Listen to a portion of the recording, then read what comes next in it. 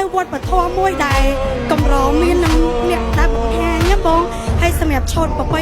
សម្រាប់ឆូតដែលពួកខ្ញុំពាក់នេះគឺតំណាងឲ្យអប្សរាសអប្សរាប្រាក់ជាមួយនឹងអប្សរាមាសអប្សរាមាសគឺនៅពេលព្រឹកឡើងនៅប្រាសាទអង្គរវត្តរបស់យើងណាបង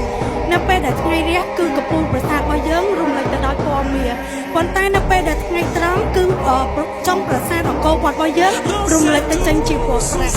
បងមិនចាប់អារម្មណ៍ចាប់អារម្មណ៍ប៉ុន្តែដោយសារតែចេះបងអត់ដែរឃើញអូនពីរនាក់របៀបស្លៀកជង្គូអញ្ចឹងណានេះបងឃើញលើកទី1ហ្មងហើយចំណាយពេលវេលាប្រហែលម៉ោងដែរក្នុងការតុបតែងខ្លួនគឺជាតាំងពីម៉ោង12ថ្ងៃត្រង់ជាងប្រហែលស្អាតពិតមែនប៉ុន្តែវាអត់ជាថ្មីសម្រាប់ពួកខ្ញុំទាំងពីរទេពួកឯងសប្បាយចិត្តនៅបានបង្ហាញឲ្យបងៗទាំងគ្នាបានឃើញជាមួយនឹងឈុតអក្សរមាសអក្សរប្រាក់ផងដែរបងចាអរគុណមែនតើលក្ខណៈការលះបង់សម្រាប់ចាអ្នកទាំងពីរចាមកកាន់កម្មវិធីក្លឹបនៃព្រះនគររបស់យើងព្រោះថា